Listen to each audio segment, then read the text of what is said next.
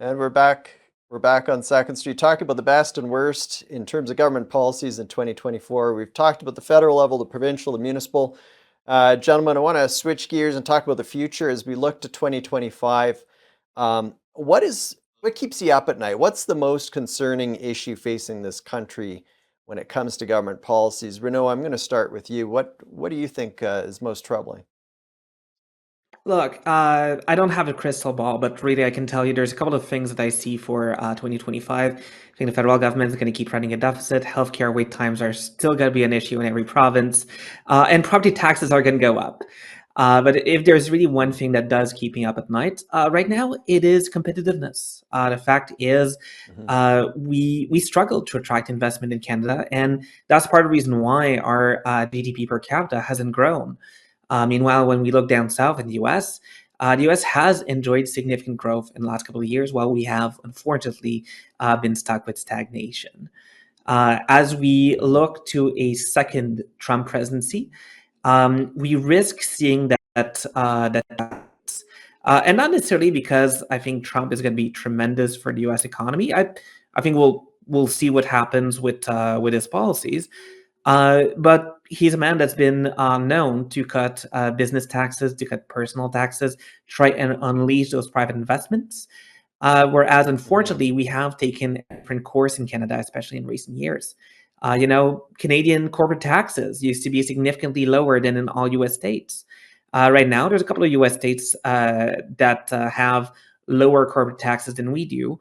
But if Trump goes ahead with his projected or his promised corporate tax cuts, then every US state, except I believe Michigan, would have, or sorry, Mhm. Minnesota would have lower corporate taxes than every single Canadian province. Essentially, all of Minnesota would be roughly tied. That is going to make it significantly more interesting for investors to spend their money down south instead of spending it in Canada. And that has, unfortunately, on economic growth and quite frankly, in the way that every Canadian salaries are going to grow. Oh, well, it's going to be interesting to see what happens, especially with this 25% tariff that he's talking about. Matthew, on your end, what keeps you up at night when you think about some of the issues and government policies that we're likely to see in the next year or two? Well, it's got to be declining standards of living. Real GDP per capita has declined in Canada for 6 quarters in a row and 8 of the last 9 quarters, to the point that since Trudeau took office in 2015, cumulative real GDP per capita growth in Canada is pretty much zero compared to plus 17% in the United States. And I think Hmm. that's a problem that's only going to get worse. So the thing that fuels GDP growth and that fuels the economy is business investment. But if you look at the numbers this year, for every dollar that Canadian workers receive in terms of new capital, um, Americans will receive almost twice as much. Um, and I think a lot of the things we've talked about previously, like the capital gains tax hike, is going to make things worse. Carbon tax hike is going to make Hmm. things worse. The CPP tax hike is going up every year as well. We look at this government's record of raising taxes. Um, when they first got into office, there was also an income tax hike on top earners.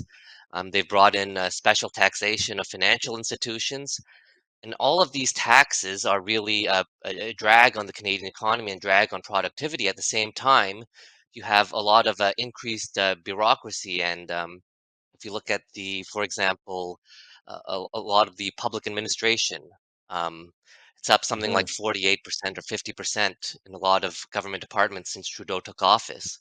Private sector job growth is something like 10 or 12%. So you have a lot of migration under the Trudeau government, of jobs from the private sector into the government sector, which is much less efficient, I think we can all agree, and much less productive. So declining productivity and declining standards of living that go with it. Very troubling expectations. Hopefully, things turn out better than what we expect. But I thank you both for sharing your thoughts today on the best and worst of 2024, and look forward to chatting with you both in 2025. Thank you. Thanks for having us.